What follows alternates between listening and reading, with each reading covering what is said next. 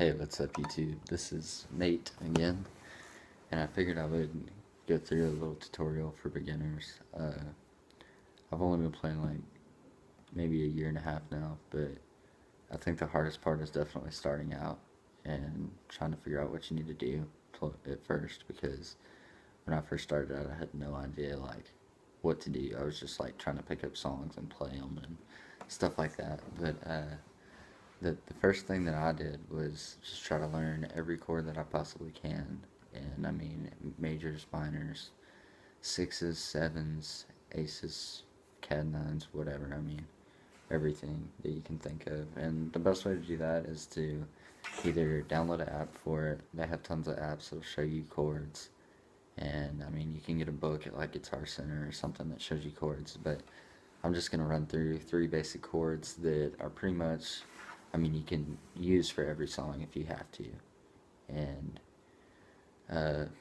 if you think about it, like Johnny Cash, when he first started playing guitar, like when he was first starting to get big, you know, if you've seen the movie Walk the Line, he goes in there and he sings that song.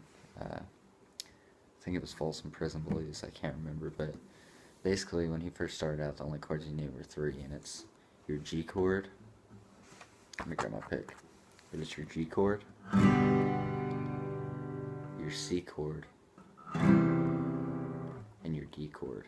And now I'll go through and kind of elaborate on those. For a G chord, you're going to put your first finger on the 2nd string of the 2nd fret, like that.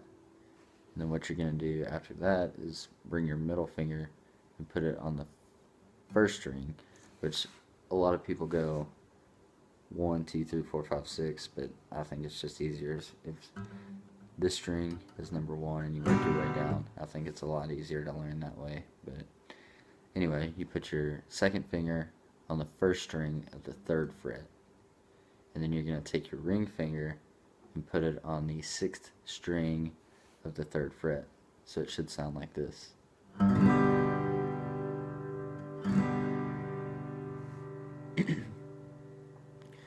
I'll try to let you get a little bit of a look at what that looks like. And then a C chord, you're going to use your 1st finger, and it's going to go on the 5th string, 1st fret.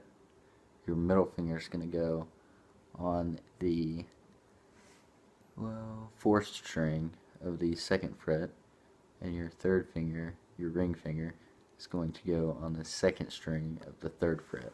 So it should look something like that. You're just kind of stacking them up, and it should sound like this.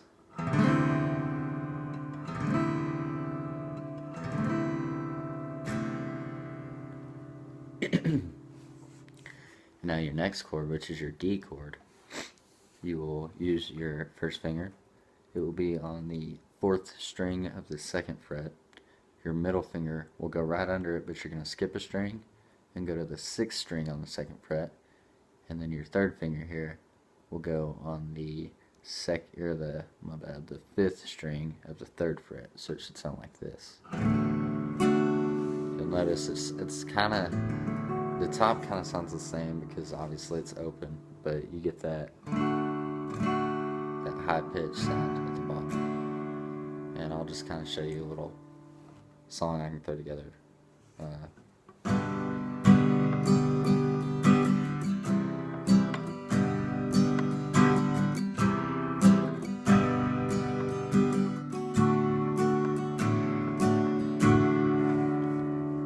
And you can always change it up. You can add more or less, either way, just until you find something you like to play, and keep practicing changing from those chords. That's the biggest thing, is when you're trying to play music, is transiting, or what's the word I'm looking for? I don't know. I want to say transforming, but I know that's not the right word. Transferring. There we go. You want to learn on transferring those chords, and eventually it'll become muscle memory, to where you can do it any which way, you know, whatever you need to play. But those are the 3 basic chords that I would start out with. And I mean, that's basically it. If you guys have any questions, you can always ask me. I know quite a few chords, but I mean, I'm by far no expert, but I can try to help as much as I can. Thanks, guys.